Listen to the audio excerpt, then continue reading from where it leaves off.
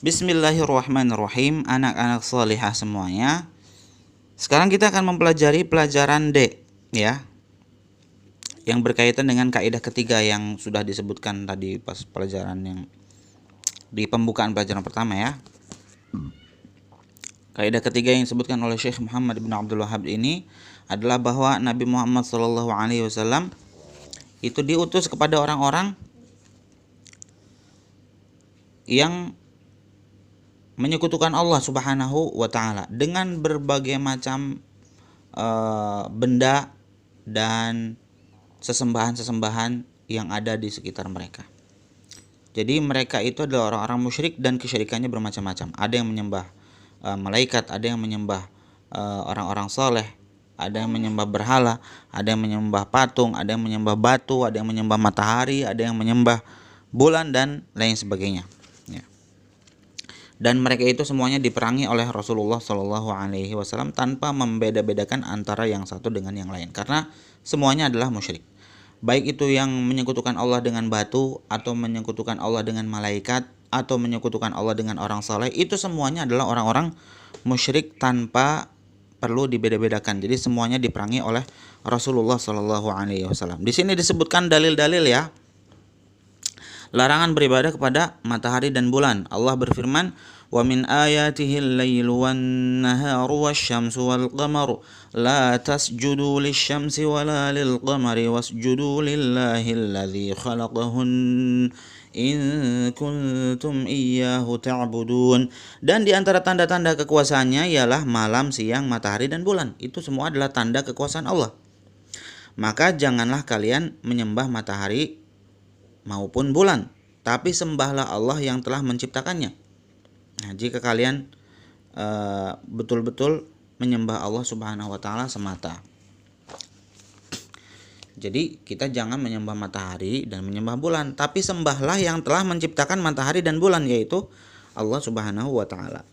Dalil kedua, larangan beribadah kepada makhluk lain selain kepada makhluk lain, kepada malaikat, ya, menyembah makhluk mulia seperti malaikat dan para nabi yang telah Allah Subhanahu wa taala ciptakan. Surat Ali Imran ayat 80. Allah berfirman, "Wala ya'murakum an tattakhidhul malaikata wan nabiyyina arbaba aya'murukum bil kufri ba'da idh antum muslimun." Dan tidak wajar pula baginya, maksudnya bagi seorang nabi yang Allah utus. Jadi yang nabi yang Allah utus itu tidaklah wajar jika ia mengatakan atau menyuruhmu menjadikan malaikat dan para nabi sebagai Tuhan. Apakah mungkin dia menyuruhmu berbuat kufur setelah kalian menjadi orang-orang Islam, orang-orang Muslim, gitu ya. Yang bisa dilihat di ayat 80 dan ayat sebelumnya 79.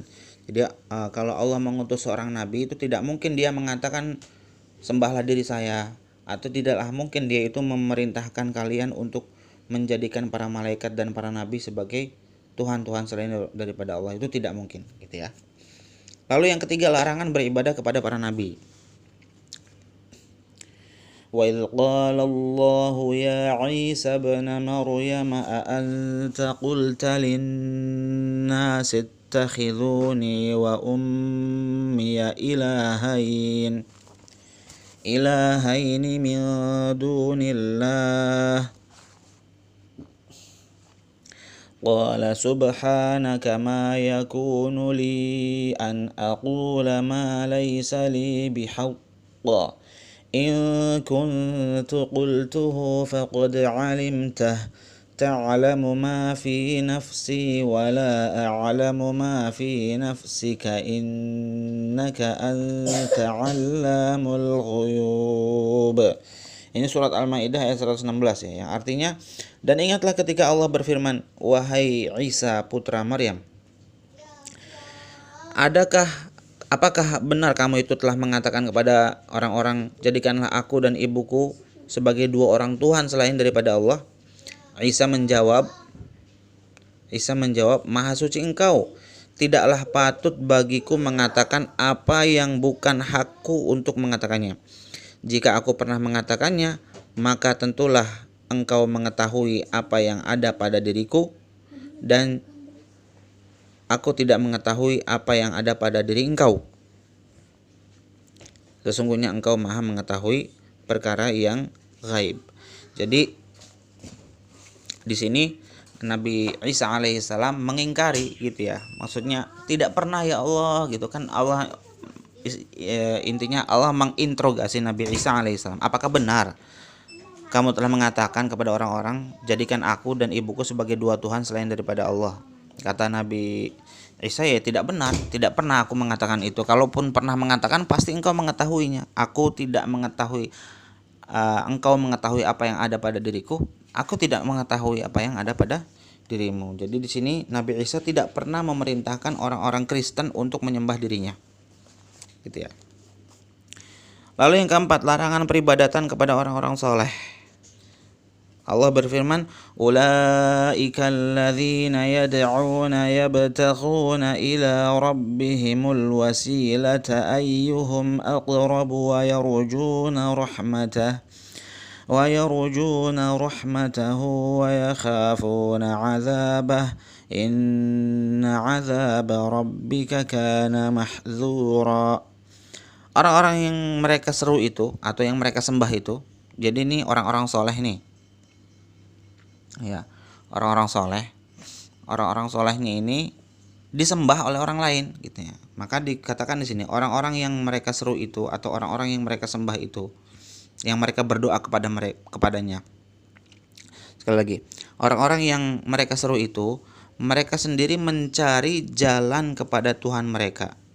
Siapa di antara mereka yang lebih dekat kepada Allah dan mengharapkan rahmatnya dan takut akan azabnya. Sesungguhnya azab Tuhanmu adalah sesuatu yang harus ditakuti. Quran surat Al-Isra ayat 57. Jadi ada orang-orang yang menyembah orang-orang soleh, padahal orang-orang solehnya itu dahulu adalah orang-orang yang menyembah Allah semata dan berusaha semaksimal mungkin untuk mendekatkan diri kepada Allah Subhanahu wa ta'ala dan mencari rahmatnya. Jadi mereka ini menyembah Allah Subhanahu wa ta'ala, lalu datang generasi setelahnya malah kemudian menyembah mereka, orang-orang soleh ini. Harusnya kalau mereka itu mengikuti jalannya orang-orang soleh itu, ya harusnya mereka juga beribadah kepada Allah Subhanahu wa ta'ala sebagaimana yang dilakukan oleh orang-orang soleh tersebut. Larangan beribadah kepada batu atau kepada berhala. Allah Subhanahu wa taala menyatakan dalam surat An-Najm, "Afara'aytumul Lata wal Uzza wa Manata tsalitsatal ukhra alakumuz zakaru wa lahul unsa." Maka apakah patut kamu wahai orang-orang musyrik menganggap Al-Lat dan Al-Uzza dan juga berhala yang ketiga yaitu Manat yang paling terkemudian, yang paling terakhir, sebagai anak-anak perempuan Allah Subhanahu wa taala gitu ya. Alakumuz zakaru walahul unsa, apakah bagi kalian laki-laki dan bagi Allah perempuan gitu. Jadi orang-orang bangsa Arab ini kalau punya anak perempuan dimatiin, dikubur hidup-hidup, merupakan sebuah aib bagi mereka. Tapi untuk Allah Subhanahu wa taala, berhala-berhala yang mereka persekutukan, yang mereka yakini sebagai sekutu-sekutu Allah, itu berhala-berhalanya semuanya adalah perempuan. Jadi ada Al-Lat, Al-Uzza, Manat, itu semuanya berhala-berhala perempuan yang mereka anggap sebagai putri-putrinya Allah Subhanahu wa taala gitu. Jadi Allah berfirman sini, alakumuz zakaru walahul unsa. Apakah kamu pengennya punya anak laki-laki sedangkan kamu menisbatkan anak-anak perempuan bagi Allah Subhanahu wa taala? Ini adalah bentuk pengingkaran kepada mereka yang menyembah Allah Subhanahu wa taala melalui perantara patung-patung berhala perempuan gitu ya. Lalu yang keenam, larangan beribadah atau menyembah pohon. Ini disebutkan dalam hadis riwayat Tirmidzi ya. An Abi Waqid Al-Laitsi qala kharajna ma'a Rasulillah sallallahu alaihi wasallam ila Hunain wa nahnu hudatsa'u 'ahdin bi kufur. Dari Abu Waqid Al-Laitsi radhiyallahu anhu, ia mengatakan bahwa kami pernah keluar bersama Rasulullah sallallahu alaihi wasallam ke arah daerah Hunain. Hunain ini di luar Makkah ya. Wa nahnu hudatsa'u 'ahdin bi kufur. Kami itu baru masuk Islam. Ya, kemarin masih orang kafir, sekarang masuk Islam, barusan banget masuk Islam. Bahasa kitanya mu'alaf lah gitu ya, belum mengerti banyak tentang Islam. Walil musyrikin sidratun ya'kufuna 'indaha. Orang-orang musyrik itu punya pohon bidara gede yang mereka itu mengalungkan atau menggantungkan senjata-senjata mereka di situ. Ada golok, pedang, panah segala macam digantungin di pohon itu supaya apa? Supaya dapat berkah, supaya yang istilahnya ngalap berkah gitu ya. Ya'kufuna 'indaha wa yanutuna biha aslihatahum. Oh ya, mereka itu beriktikaf di pohon tersebut dan juga menggantungkan, mengikat senjata-senjata mereka di pohon tersebut supaya mendapatkan keberkahan. Yuqalu laha dzatu anwat. Pohon itu disebut dengan pohon dzatu anwat. Anwat itu artinya gantungan. Zat itu yang memiliki gantungan-gantungan ya, karena senjata-senjata mereka digantung di situ. Jadi intinya orang musyrik itu punya pohon yang mereka keramatkan. Pohon jenisnya adalah pohon bidara besar ya. Kemudian mereka menggantungkan senjata-senjata mereka di pohon bidara tersebut, dan juga mereka mengkeramatkan pohon bidara tersebut ya. Berkumpul di situ ya. Nah, seperti itu keyakinan mereka. Qala famararna bis-sidrah faqulna ya Rasulullah ij'al lana dzata anwadin kama lahum dzatu anwad. Lalu kami pun saat berjalan melewati sebuah pohon bidara yang besar juga, sehingga kami pun mengatakan kepada Rasulullah sallallahu alaihi wasallam, wahai Rasulullah, buatkan dong untuk kami dzatu anwad sebagaimana orang-orang kafir juga, orang-orang musyrikin punya dzatu anwad. Kami orang Islam pengen punya dzatu anwad juga seperti yang dimiliki oleh orang-orang musyrikin. Faqala Rasulullah sallallahu alaihi wasallam, Allahu akbar, innahas sunan. Qultum walladzi nafsi biyadihi kama qalat banu Israil li Musa, ij'al lana ilaha kama lahum aliha. Qala innakum qaumun tajhalun la tarkabunna sunana man kana qablakum. Dijawab oleh Rasulullah, Allahu akbar, Allah Maha besar ya. Sesungguhnya itu adalah tradisi-tradisi, maksudnya tradisi orang-orang terdahulu. Kalian telah mengatakan, demi Allah yang jiwaku berada pada tangannya, kalian telah mengatakan sebagaimana yang pernah dikatakan dahulu oleh Bani Israel kepada Nabi Musa alaihissalam. Ini ada di dalam surat apa yang nanti dicari, apa yang dikatakan oleh Bani Israel kepada Nabi Musa, ij'al lana ilahan kama lahum aliha. Wahai Nabi Musa, buatkan untuk kami sesembahan-sesembahan, berhala, patung atau apa gitu ya. Sebagaimana orang-orang kafir juga punya patung-patung berhala. Kami juga sebagai pengikutmu wahai Nabi Musa pengen punya patung juga yang kami sembah gitu. Kan itu namanya kebodohan ya. Lalu Nabi Musa mengatakan, qala innakum qaumun tajhalun, sungguh kamu adalah kaum yang tidak tahu, kaum yang bodoh gitu. Itu kan kesyirikan sebenarnya.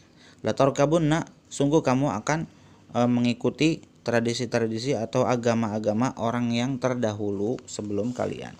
Jadi di sini adalah larangan untuk beribadah kepada pohon atau menyembah pohon. Ya.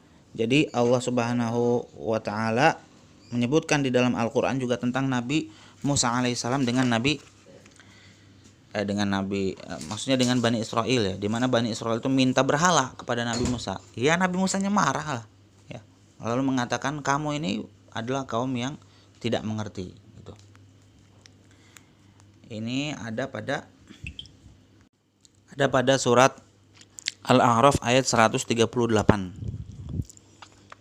Ya, ayat 138 bisa silahkan dilihat oleh anak-anak solihah ya, cerita tentang Nabi Musa alaihissalam bersama Bani Israel. Jadi mereka melewati orang-orang kafir yang menyembah berhala, terus udah lewat Bani Israilnya bilang kepada Nabi Musa, "Wahai Nabi Musa, buatkan kami patung dong sebagaimana mereka ini orang-orang kafir punya patung."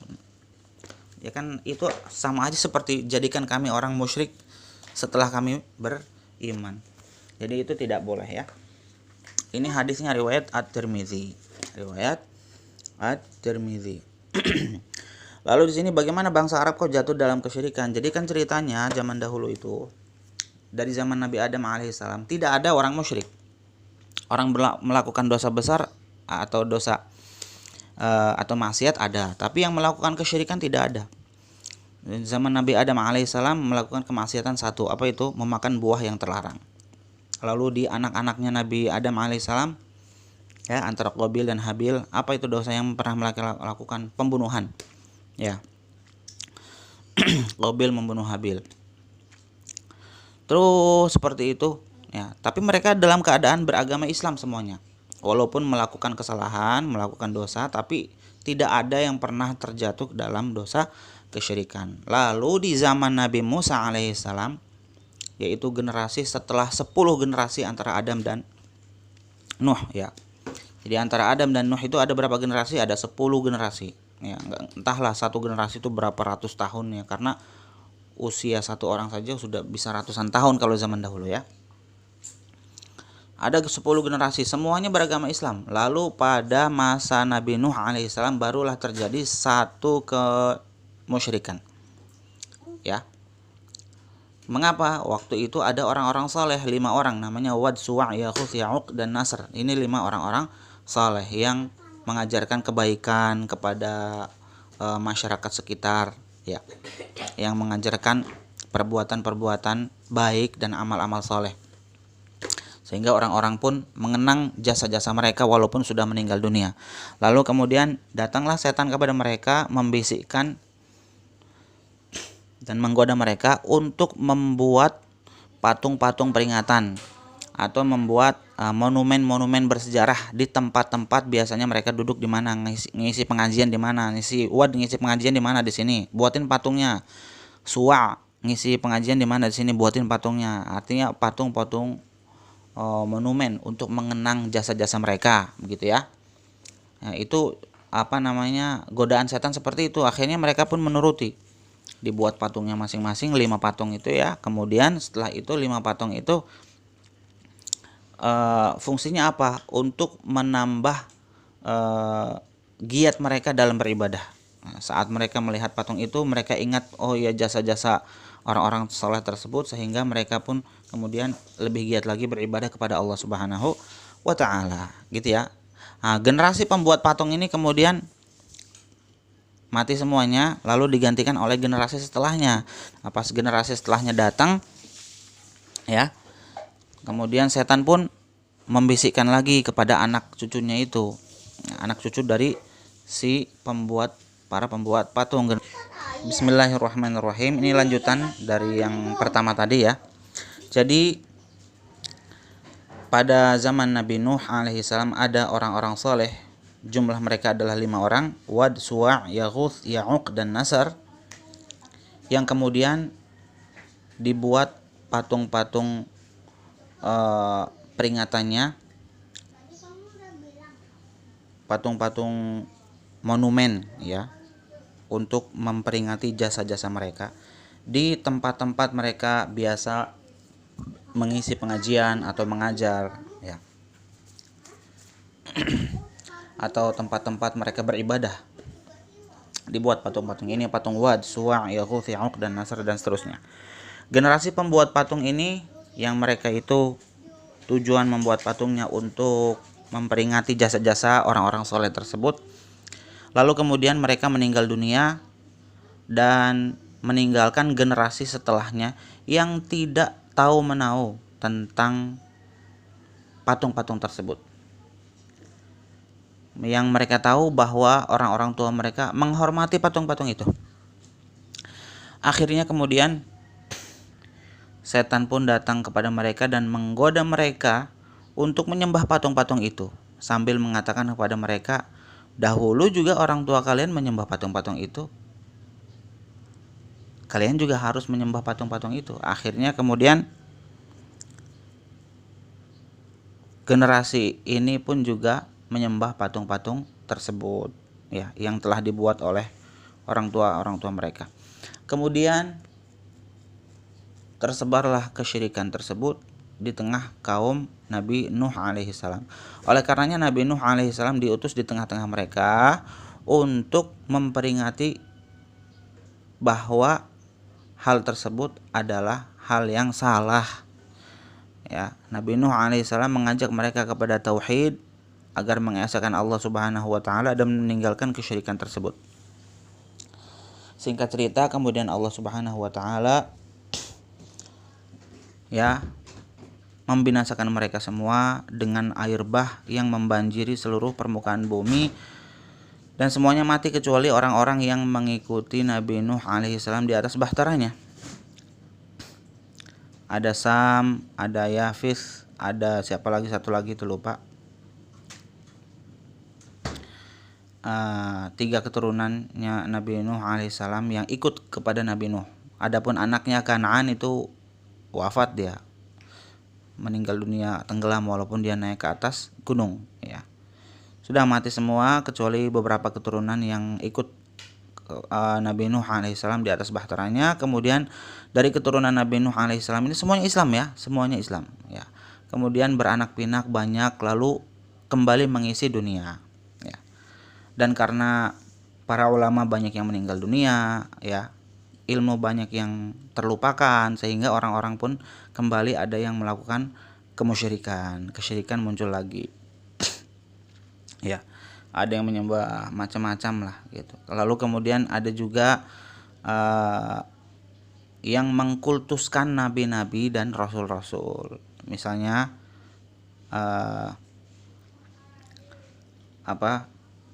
Nabi Isa alaihissalam dikultuskan, dijadikan Tuhan. Ya, orang-orang soleh juga ada juga yang dikultuskan menjadi Tuhan, ya, seperti Uzair. Uzair itu dikultuskan oleh bangsa Yahudi, ya, dan dijadikan seperti anak Tuhan, dan seperti itu, ya. Adapun bangsa Arab saat itu masih dalam keadaan bertauhid, ya. Tapi memang lama jaraknya antara Nabi Ismail alaihissalam dengan dengan bangsa Quraisy, itu sangat lama sekali, ya. Ada ribuan tahun, ya, antara Nabi Ismail dengan Nabi Muhammad sallallahu alaihi wasallam.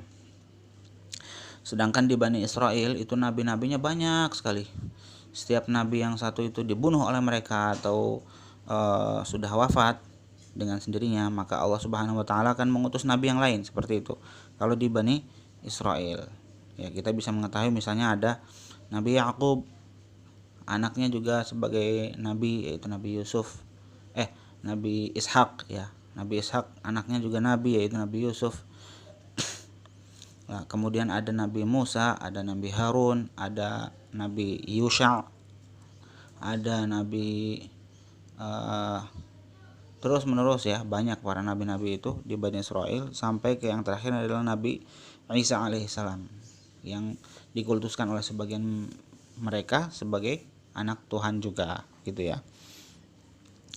Nah, jadi di bangsa Arab itu masih dalam keadaan tauhid karena mereka mengikuti ajaran Nabi Ismail alaihissalam, putranya Nabi Ibrahim. Kapan mereka itu berubah menjadi syirik dan kapan kesyirikan itu menyebar di kota Makkah sebagai jantungnya bangsa Arab saat itu? Saat ada orang yang bernama Amr bin Luhai al-Khuzai, ya, anak-anak salehah ingat namanya siapa? Amr bin Luhai al-Khuzai. Amr bin Luhai al-Khuzai sebagai orang yang terpandang di bangsa Arab saat itu, ia sedang berkunjung ke negeri Syam, dan tentunya di negeri Syam banyak yang melakukan kesyirikan. Orang Kristen syirik, orang Yahudi juga syirik, ya, dan juga para penyembah berhala juga mereka syirik. Ya, para penyembah berhala. Di situ ada orang-orang yang menyembah berhala, lalu siapa namanya nih? Amr bin Luhai al-Khuzai, dia terpukau saat melihat orang-orang yang menyembah berhala di negeri Syam itu. Ya, dia anggap bahwa negeri Syam itu adalah negeri yang dekat dari Bani Israel, dekat dari para nabi dan rasul. Dia anggap bahwa itu adalah sesuatu yang benar. Diambillah itu patung-patung berhala itu diboyong sama dia, dibawa ke kota Makkah, ya. Lalu dipertunjukkan kepada orang-orang bahwa ini adalah sesembahan-sesembahan yang bagus, kita bisa menyembahnya gitu. Selain daripada itu juga, ya, ia mendapatkan pesan dari setan. Setan membisikinya untuk menggali beberapa tempat dekat laut, ya. Di situ ada berhala-berhala yang bagus, kata setan. Akhirnya digalilah beberapa tempat dekat laut, ya. Oh, ternyata dia dapati di dalam tanah itu ada patung-patungnya ini. Patung-patung Wad, Suwa', Yaghus, Ya'uq, Nasr, ya, patung-patung peninggalan kaum musyrikinnya Nabi Nuh alaihi salam. Diambil lagi dari dalam tanah, ya, kemudian dihidupkan lagi kemusyrikannya. Ya. Akhirnya dibawa lagi, ya, kemudian dibagi-bagikan ke bangsa Arab. Karena apa? Bangsa Arab itu selalu berhaji setiap tahun. Jadi kalau mereka berhaji ke kota Makkah, masuk ke Masjidil Haram, lalu melihat bangsa pengurus Masjidil Haram itu melakukan sesuatu, mereka pun akan mengikutinya. Saat itu orang-orang yang sedang mengurus Al-Masjidil Haram, mereka itu membawa berhala lalu menyembah berhala tersebut. Akhirnya mereka pun ikut-ikutan menyembah berhala. Dibagi-bagikanlah berhala tersebut kepada mereka. Ada yang dapat Wad, ada yang dapat Suwa', Yaghus, Ya'uq, Nasr, kayak gitu ya. Dibagi-bagikan kepada mereka. Lalu kemudian tersebarlah kemusyrikan di Jazirah Arab saat itu. Nah, pada saat itulah kemudian Allah Subhanahu wa taala mengutus rasulnya yang terakhir, yaitu Nabi Muhammad sallallahu alaihi wasallam, untuk membasmi kesyirikan tersebut dan berdakwah, mengajak orang-orang kembali kepada ajaran agama Nabi Ibrahim alaihissalam dan putranya Nabi Ismail alaihissalam yang suci bersih dari kesyirikan, ya. Yang tadinya kota Makkah itu sebagai kota pusat tauhid, ya, malah berubah menjadi kota pusat kesyirikan gara-gara Amr bin Luhai Al-Khuzai tadi. Ya, ingat-ingat namanya siapa? Amr bin Luhai Al-Khuzai. Ya, sampai di sini saja. Ya, semoga bisa dipahami. Subhanakallahumma wa bihamdik, asyhadu an la ilaha illa anta, astaghfiruka wa atubu ilaik. Wassalamualaikum warahmatullahi wabarakatuh.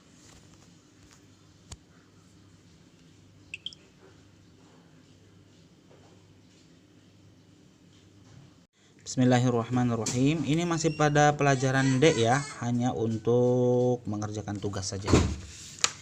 Tapi di sini ada koreksi sedikit, ya, halaman 13 di situ disebutkan al-bilqa, yang betul adalah al-balqa. Balqa, ya. Jadi Amr bin Luhai Al-Khuzai ini berangkat ke Balqa. Balqa adalah salah satu daerah di negeri Syam. Lalu ia mendapati penduduk Balqa ini menyembah berhala. Ia merasa takjub dengan apa yang mereka lakukan, senang dengan apa yang mereka lakukan, sehingga berhala-berhala itu kemudian diboyong oleh dia ke kota Makkah, ya.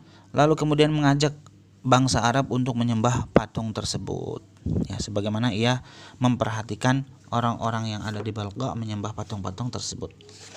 Kita jawab pertanyaan-pertanyaan di halaman setelahnya, 14. Sebutkan bentuk peribadatan yang kamu ketahui sebelum datangnya agama Islam. Banyak, ya. Ada yang menyembah patung, berhala, batu, ada yang menyembah malaikat, orang-orang saleh, para nabi, ada yang menyembah matahari, bulan, dan seterusnya. Apa yang dilakukan Nabi Muhammad SAW terhadap orang yang beribadah kepada selain Allah? Apakah beliau membedakan mereka dalam perlakuannya? Ya, Nabi Muhammad SAW berdakwah, mengajak mereka kepada tauhid, kepada ajaran agama yang benar, ya, dan juga mengajak mereka untuk meninggalkan kemusyrikan yang mereka lakukan. Jika mereka menuruti, alhamdulillah, berarti mereka menjadi bagian dari kaum muslimin. Tapi jika tidak menuruti apa yang diajak oleh Rasulullah SAW, maka Rasulullah pun akan memerangi mereka. Apapun macam kesyirikan yang mereka lakukan, yang penting selama dia masih sebagai orang-orang musyrik, pasti akan diperangi oleh Rasulullah SAW tanpa membeda-bedakan mereka. Apakah Rasulullah SAW menyetujui permintaan sahabatnya untuk membuatkan bagi mereka zatu anwad seperti yang dimiliki oleh orang-orang musyrik? Jawabannya tidak disetujui oleh Rasulullah SAW. Ya, bahkan dikecam hal tersebut, ya, dan diterangkan oleh beliau bahwa itu adalah termasuk kemusyrikan sebagaimana yang pernah dilakukan oleh Bani Israel saat mereka meminta untuk dibuatkan patung berhala, ya, seperti patung berhalanya orang-orang musyrik. mereka meminta patung berhala tersebut dibuatkan oleh Nabi Musa alaihissalam. Lalu di sini disebutkan, ya, kesyirikan zaman dahulu dan agama yang mengikutinya, nih aktivitas anak saleh di sini. Beribadah kepada matahari dan bulan itu adalah Shinto, ya. Kalau Shinto ini merupakan agama atau keyakinan kuno orang-orang Jepang, ya. Mereka menyembah matahari. Bulannya sih enggak. Beribadah kepada malaikat. Mereka menyebutnya bukan malaikat, ya, mungkin menyebutnya dewa-dewa. Ya, ini adalah orang-orang Konghucu. Lalu beribadah kepada nabi, yaitu orang Kristen, karena orang Kristen ini menyembah siapa? Menyembah Nabi Isa putra Maryam alaihissalam, dan dianggap sebagai satu dari yang tiga atau satu oknum dari Trinitas. Ya, mereka menganggap ada Tuhan Bapa, Roh Kudus, dan Tuhan Anak, ya. Tuhan Anaknya ini adalah Nabi Isa alaihissalam. Padahal Nabi Isa sendiri mengajarkan tauhid, bukan mengajarkan kemusyrikan. Lalu beribadah kepada orang-orang saleh. Contohnya adalah orang Yahudi, karena Yahudi ini menyembah apa? Menyembah Uzair. Uzair itu dianggap sebagai anak Allah, padahal Uzair ini hanyalah hamba Allah Subhanahu wa taala biasa yang diberikan kelebihan ilmu oleh Allah Subhanahu wa taala, sehingga disebut sebagai Uzair itu sebagai anak Allah. Begitu pula orang-orang Yahudi ini, ya, mengkultuskan orang-orang soleh di antara mereka, yaitu para pendeta-pendeta mereka yang disebut dengan ahbar, jamak dari habr. Ya, itu artinya pendeta Yahudi. Kalau pendeta Nasrani disebutnya rahib, jamaknya adalah ruhban, ya. Ya, baik Yahudi ataupun Nasrani, mereka mengikuti pendeta-pendeta mereka, ya, dalam hal yang benar ataupun yang salah, ya, dalam hal yang benar ataupun yang salah diikuti semuanya, ya, taklid buta, ya. Jadi ketika mereka memfatwakan menghalalkan yang haram atau mengharamkan yang halal, itu tetap saja diikuti. Oleh karenanya disebut mereka itu menyembah apa? Menyembah orang-orang soleh. Lalu beribadah kepada batu, contohnya seperti orang Buddha. Ya, mereka menyembah batu apa? Ya, menyembah patung Buddha. Lalu beribadah kepada pohon dan binatang. Ini contohnya seperti orang Hindu. Kalau orang Hindu itu yang menyembah sapi, ya. Menyembah sapi. Tidak menyembah pohon, tetapi menyembah sapi. Contohnya orang-orang Hindu, karena mereka mengkultuskan sapi dan bahkan menganggap sapi itu binatang keramat, ya. Dan juga mereka mengambil kotoran sapi tersebut untuk dijadikan simbol keberuntungan, gitu, ya. Orang-orang Hindu. Sampai sini saja. Subhanakallahumma wa bihamdik asyhadu an la ilaha illa anta astaghfiruka wa atubu ilaik.